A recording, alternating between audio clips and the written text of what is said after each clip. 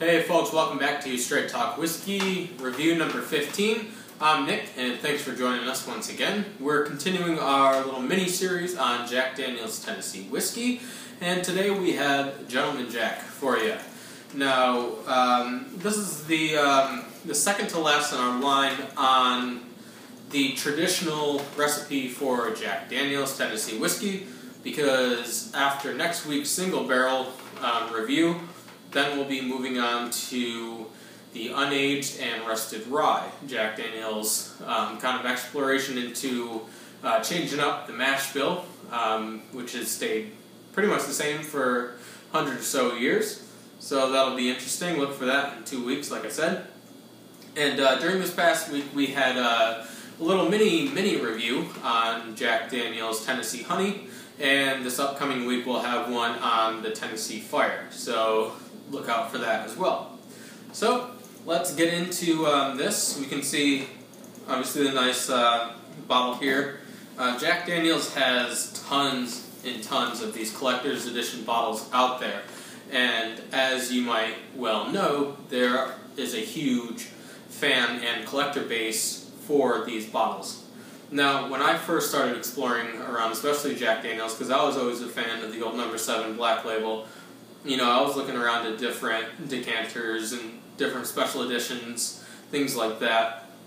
And I said, I would really love to get my hands on one of those. And I started looking at prices. And as you know, they are astronomical most of the times. But then I got thinking, what makes what's in it any different? What do they do that's different than the standard recipe? Pretty much nothing. For most of the time, it's just the standard Jack Daniel's Tennessee Whiskey in like a special collector's edition bottle, and may come with a decorated box or something like that, but largely, for the most part, it's just standard Jack Daniel's. Now, the one exception I do know offhand is the Sinatra Select, which is different in terms of the taste that you get, because what they do is they add wooden staves inside of the barrels. Now, Jack Daniel's makes their own barrels, so they've already got that, which is really interesting, but they also kind of add these staves, which increases the amount of surface contact of the wood with the aging whiskey, so it imparts more of that flavor. So there is one exception, so I figured I would, explore all avenues and, not just tell you, oh, don't do that, because don't go find any of these collector's editions, because the value is placed largely on, the decorative box and the limited amount of bottles that are out there of those. So, just throwing that out there. So, let's get into this. Crack this open. I haven't had it open yet, but I have tasted it before. And so, this is the same recipe Jack Daniel's uses for Old No. 7. And it's the same recipe that they use for single barrel. Now, what I mean by recipe is the mash bill that goes into it. It's at least 51% corn. It's got some malted barley in here, as well as a lower percentage of rye, roughly 8%, I believe, give or take. So, what makes this any different? Is this just another collector's edition? What do we got going on here?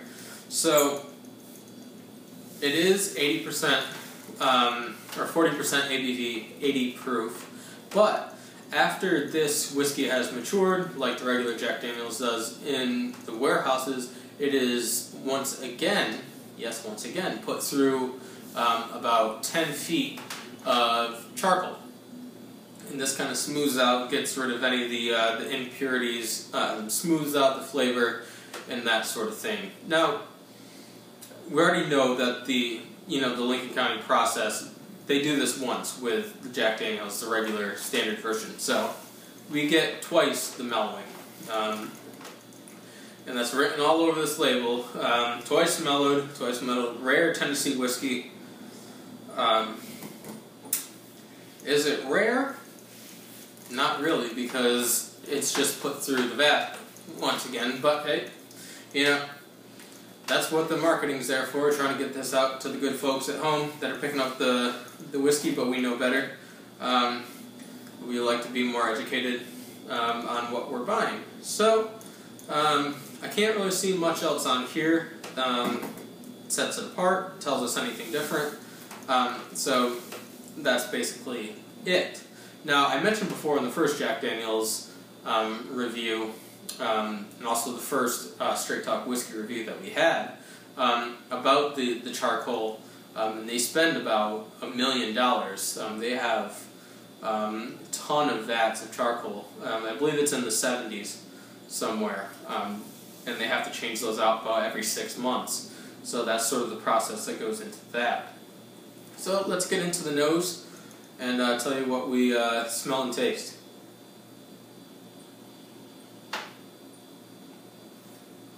Now, the first thing that I get off here is like a smooth vanilla, almost milk chocolatey vanilla going on. There's definitely the wood influences there. The staple of Jack Daniel's aroma that we get for sure. Also, some of these fruits in there, dried out fruits. Kind of overripe fruits, overripe bananas, apples, that sort of thing. So yeah, that's quite interesting.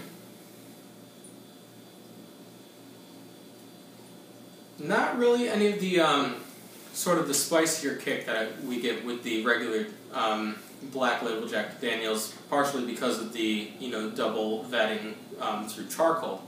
So that's definitely mellowed out that flavor a great deal. Let's go in for a taste.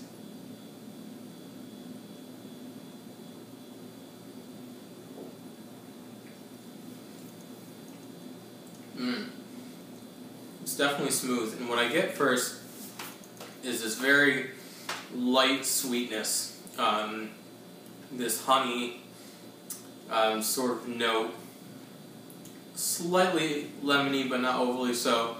Mostly honey, touches of cinnamon, nutmeg.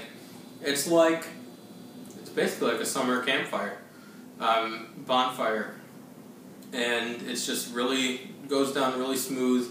There's not a lot of heat on the end. There's a little bit in the back, but it doesn't stay around too long. It's got a nice finish, lasts for a good deal, good while rather, and definitely those vanilla notes from the wood, still a large impact on the flavor.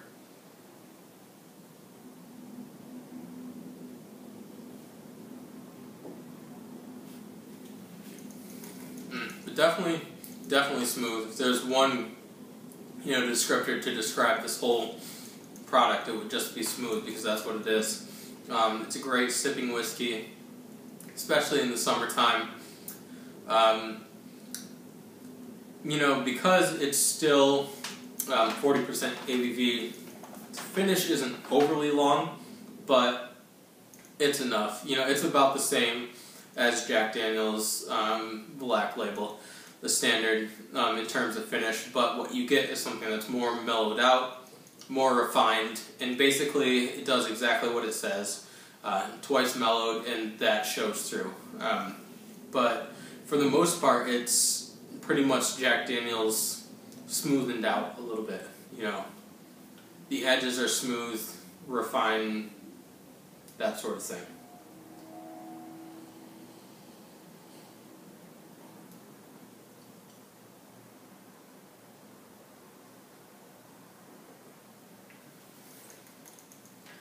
I feel like the worst thing, I guess, in my opinion, that could happen in the whiskey industry is that things remain unchanged for a long period of time. And we're definitely starting to see more innovation, certainly with Jack Daniel's experimenting with changing the mash bill with their rye.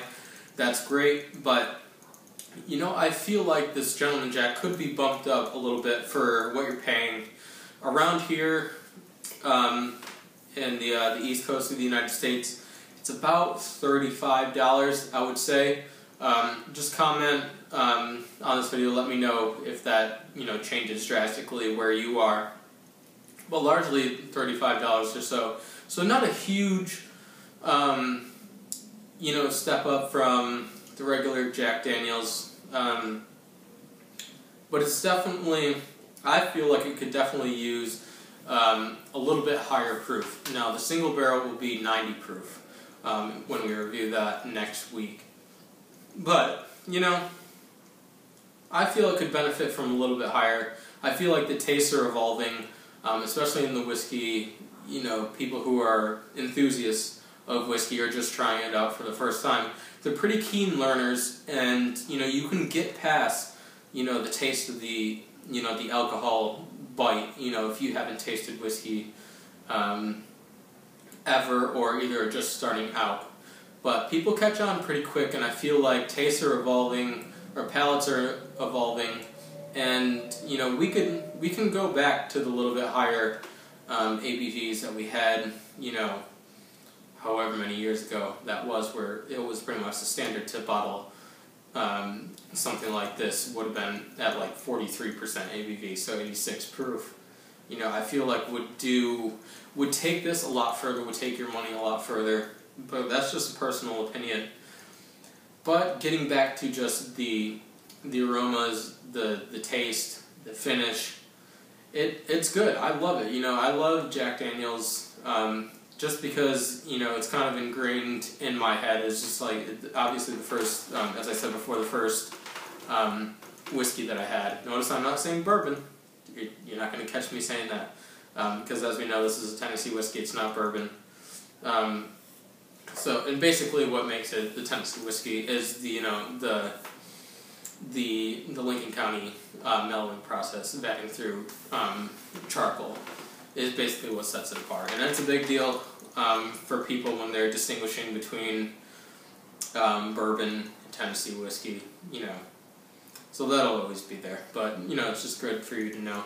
So, my straight talk whiskey score for the Jack Daniel's Gentleman Jack is a generous 92 out of 100. Now, I've got to talk a little bit about ratings and how we rate whiskey. I'm trying to change how I rate things, just because I feel like the reviews and ratings that you find can get kind of stale. Reviewers and other reviewing institutions, online websites will use different places to score their whiskeys, tend to stay between 80 and 95. Only sometimes do the real exceptional whiskeys get above 95. They're few and far between, and oftentimes don't want to say that things are below an 80, because that's off-putting, that sort of thing. So I feel like ratings can get a little bit stale. So I'm going to try to be more proactive about giving it a true rating, which I think in my head, I've got to compare it to other things. I'm not comparing this to Scotch. I'm not comparing this to Irish whiskey. I don't have a whole list of whiskeys that I'm putting, on a scale of 0 to 100, or 80 to 100, if you will, because I feel like that's just not fair. They're totally different in the whiskey regions across the world, and I feel like, you kind of have to compare it from where it's from. That's sort of the best, I guess, standard of measuring. So if I compare this against other Tennessee whiskeys and bourbons, and to encapsulate it into an umbrella category, would just be American whiskeys, and just keep it there, because whenever someone asks you, oh, what's your favorite whiskey or something like that, you say, oh, I don't know, I've got so many. Well, that's because they're so different. It's hard to say whether you prefer something like a Macallan over, something, I don't know, like a Green Spot or something like that, because each, I find, are fantastic and great in their own ways, so it's hard to pit them against each other. I don't think it's really a fair evaluation. So that's just my little bit of info. So tune in during the week. We'll have the Jack Daniel's Tennessee Fire, and next week we'll have Jack Daniel's Single Barrel. So that'll be great. Have a great week, everyone. Please drink responsibly, and we'll see you next time. Cheers.